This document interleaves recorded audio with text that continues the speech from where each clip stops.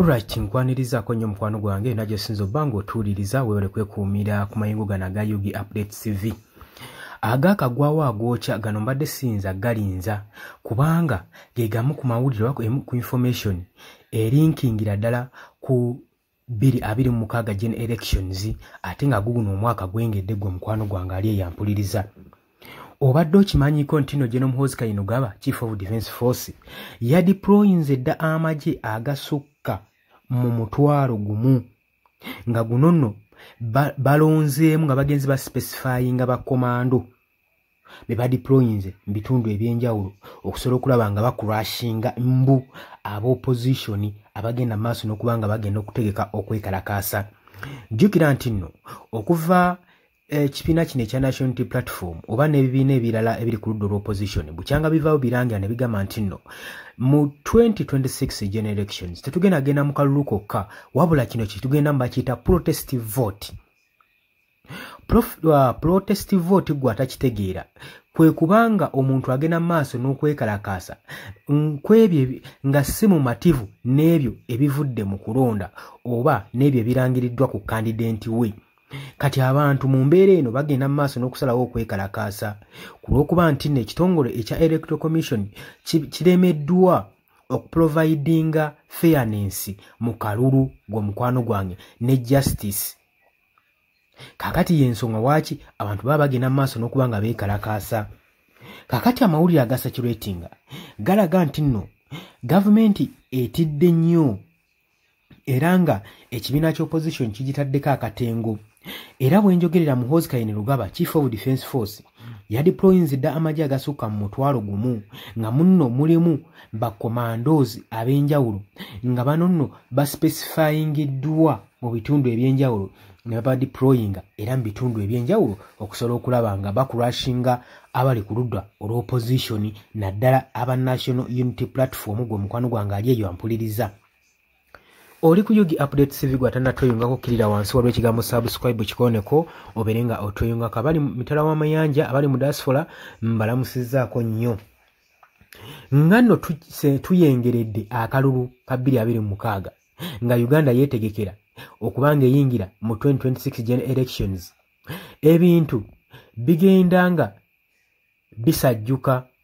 General Muhoozi Kainerugaba the Chief of Defence Force amaze okubanga reportinga recently gye buyise emabega amagye oba ba commandos okuva mu bitongole ebya security ebyenjawulo abasoba mu 1,000 bano nno nga bali well trained era nga bamanyikiddwa nnyo nga ba commando era nga bano bagenda mu maaso n'okubanga bastopinga mbu n'ekigendererwa kyabwe kyakusitopinga beekalakaasi abagenda okuba nga beekalakaasa naddala abo bali ku ludda olw'opposition naddala abo b'ekibiina kya National Unity Platform okusinziza ku security source.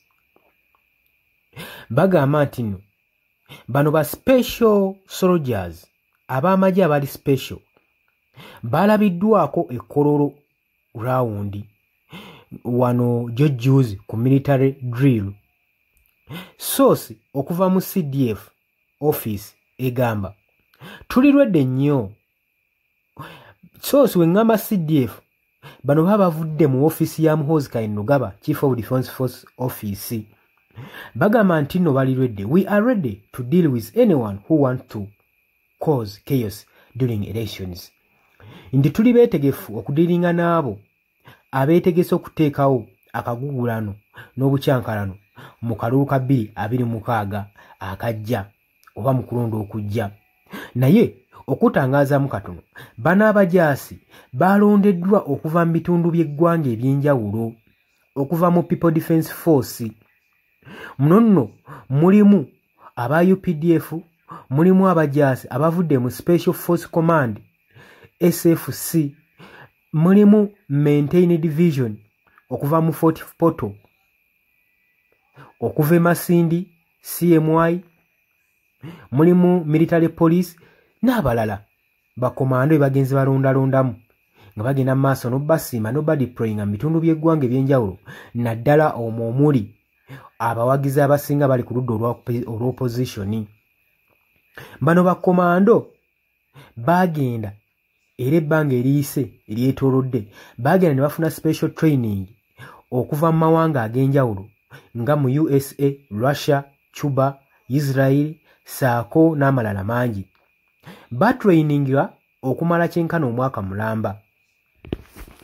Mwaka mulamba ogujjudde nga bali mu training nga bafuna bukugu ng'ekitebe kino ekya National Unity Platform kibalumya omutwe tekibeebasizza ne babiteekamu n'ennyonyi okusobola okulaba nga batraininga basobole okubanga babaako kibatakulako ku bawagizi bano naddala ku kibiina kino ekya National Unity Platform gwe mukwano gwange ali eyampuliriza.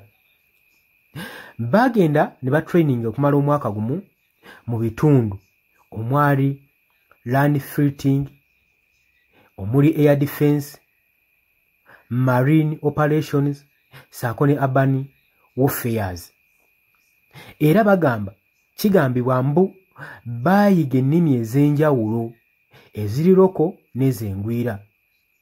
Mbu era bano bajja kola nnyo bulungi, bajja kola better nnyo mu different regions ez'enjawulo. Amawulire agava mu nkubugo galaga nti main goal y'abano abajaasi mbu kwe kustopinga obwegugungulo oba eri abo bagenda okubanga beekalakaasa naddala bava mu kitebe ekya National Unity Platform naddala mu kalulu ka 2026 okusinziira ku source. Bagamba nti ekibiina kya National Unity Platform kize kyogera lunywe nga bwe bagenda okukozesa protest vote mu kalulu akajja okusobola okulaba nga bateekawo okwekalakaasa, okusobola okulaba nga bakireiminga obuyinza. Era amagye gagamba go gaagala kugenda maaso na komya kino kireme kubeerawo. Ensonga waaki bategesa amagye agakulungulwa mu 1,000 okusobola okulaba nga gasobola okuba nga gatemesa embeera eno obutabeerawo mu 2026 general elections. Bagamba we are ready era bamaze okwidentifyinga places ebyabo abeekalakaasi bye bayinza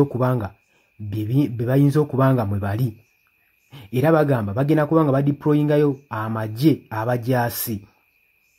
Security wetu wegamba ba security officers bagamba ebitundu ebimu mu Kampala, Masaka, saako n'ebibuga ebirala twamaze dde okubanga tostingayo tuplantingayo amagye gaffe. Bino bigenze okubaawo nga recently Eddie Mutwe bodyguard akulira obukuumi ku mukulembeze eri mu kibiina kya National Unity Platform Robert Kyagulanyi Ssentamu yakajja abuzibwewo era n'akwatibwa n'asibibwa ne bakomandoozi. Era nga bano abamutwala baali basajja bajje n'omuhoozi Kayine Lugaba. Ndowooza olaba we twongera okuba nga tugenda mu maaso n'okuba nga tweraliikirira embeera eno olowooza tunaagivaamu tutya. Kubadde byonna byogeddwa wabula abawagizi abali mu kibiina kya National Unity Platform bo bagamba mwogere bye mwogera nti temugenda tutiisa. Kituliko tuli ku mulamwa tugenda mu protest vote era twagala akalulu akali fair omwaka guno.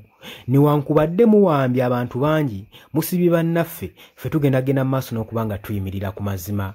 Wabula bo bagamba eno embeera ne security okuvaayo okulangira nti yadeployinze amagye oba abajaasi bakomandoozi abasukka mu 1,000 mbeera yakutiisatiisa bawagiza bali ku ludda olw'opposition saako n'abakulembeze ku ludda olw'opposition basobole okuba nga batiitira oba oliawo obutagenda mu kalulu ka 2026. Olowooza otya ku nsonga eno gwe mukwano gwange? Oli ku Yugi Update Civic osinza obanga otuwuliriza kutegeeza nti gwagala otuyungako kirira wansi olw'ekigambo subscribe kikoneko obeerenga otuyungako. Mbagaliza ekiro ekirungi mweraba.